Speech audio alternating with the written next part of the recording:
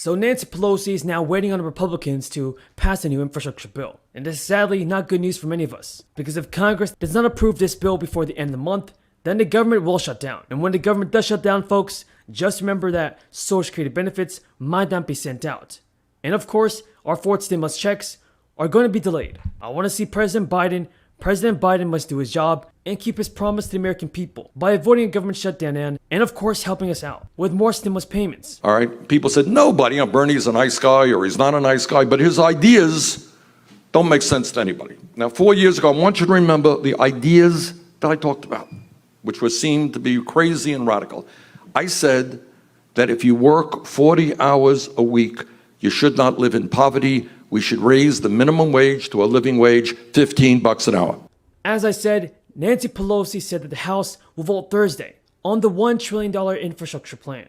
And this is as the future of President Biden's sweeping economic agenda currently remains uncertain. The vote is set to come as Nancy Pelosi works to unite wings of the Democratic Party on both the infrastructure bill and, of course, the $3.5 trillion social and environmental package. That's all as Congress works to stave off a lapse in government funding by Thursday and hitting the debt limit in October. Pelosi, along with Senate Majority Leader Chuck Schumer and senior White House officials, have spent the weekend working to make an agreement on the social and environmental package. And billionaires. As well as middle-class people. Well, 65% of that tax break went to the top 10%.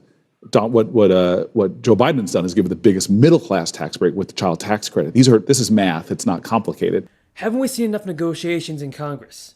After all, it's been a very long time since the third stimulus checks were sent out. President Biden said he wants to help out the American people and get the economy rolling. So what he needs to do is send out the fourth stimulus check as soon as possible. So far, Congress has been unable to strike a deal between progressives and moderate Democrats on the top line figure for the social and environmental bill. Pelosi had committed last month to the original Monday deadline for the infrastructure, and Biden spoke with lawmakers over the weekend on the path forward for his economic agenda. Upon arrival at the White House on Sunday, President Biden expressed optimism about negotiations and acknowledged that it's going to take the better part of the week to get this bill done. President Biden is always talking about acting fast and acting immediate, so he has to do what's right and send out more stimulus payments and get this infrastructure bill passed. Do you guys agree? You have the whole notion of being able to provide for daycare for your children, getting people back to school, etc. It's all paid for.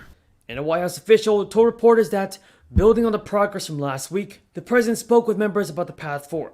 There was also extensive work on the staff level. So throughout Sunday, Democrats had signaled the infrastructure bill might not happen. Pramila Jayapal, the leader of the House Progressives, said there simply are not enough votes for the party to pass the infrastructure bill right now. And key moderate Representative Josh Gottheimer conceded the vote would likely occur early next week. Pelosi acknowledged earlier she wouldn't bring the measure for a vote, knowing it would fail. Pelosi said we'll bring the bill forward tomorrow for consideration, but that she's never going to bring a bill to the floor that does not have the votes. Now the House Progressives has said that they will not vote for the separate infrastructure package, unless it is accompanied by the much larger social bill. And it's named by the administration as the Build Back Better plan, which of course might include fourth stimulus payments. Pramila Jayapal has also said for days that her members will not vote on the $1 trillion bill without passing the $3.5 trillion package, which is aimed at passing President Biden's economic agenda. And so far, none of the Democrats have offered much clarity on the broader negotiations over the social safety net plan, and this will make major new investments in childcare, healthcare, education, and climate change. But if you still have not received one of your stimulus checks, just know this: you may still be able to receive your money. The IRS recently released new deadline dates to facilitate late filers applying and being eligible for these benefits. If you requested a file extension on your 2020 tax return, you might still be eligible to receive child tax credit payment money. The IRS issued a press release stating that those who file and have their 2020 return processed by November 1st, you may be eligible for the next 2 monthly advance payment. The default would be, in the words of Secretary Yellen, catastrophic. The best case scenario is, the best case under this awful situation is that our country would fall into another recession. potentially erasing all the progress we have made to pull ourselves out of the COVID crisis. That is, if we're lucky. Otherwise, one analysis warned that default could hurt Americans for generations. For generations. Interest costs will be higher and not go down very quickly. And that has huge effects on so many different people, and that's only one of the effects of default. So I want my Republican colleagues to think carefully about the practical consequences of what they're doing. A default means, quite simply, the government cannot pay its bills. It means that suddenly the government is presented with unimaginable options. Do they tell seniors they won't get their Social Security checks, or veterans that they won't see their benefits, or tell our military they won't be getting paid? And the consequences on Main Street would be equally severe.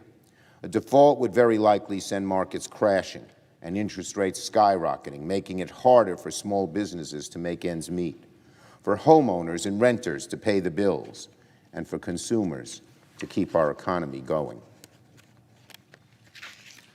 All of the consequences, or so many of the consequences, can be boiled down into three frightening numbers: 6 million, 9, 15 trillion. 6 million jobs lost, 9% unemployment, 15 trillion in squandered household wealth.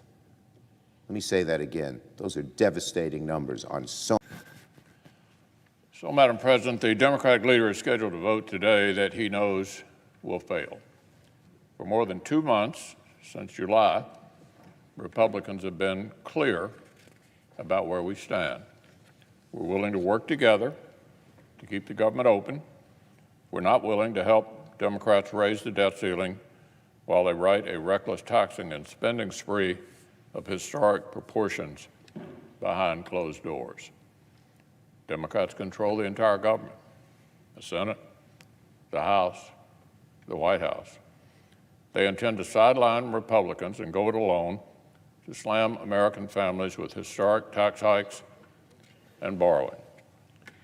So they will need to raise the debt limit on a partisan basis as well. And they've known that for 2 months now. 2 months. Just like then Senator Biden and Senator Schumer voted no on a debt limit increase and made a unified Republican government handle it alone back in the early 2000s. This has happened before. Earlier this year, Senate Democrats requested and won additional flexibility to make policy on party lines. They have every single tool they need to do their job. The Democratic leader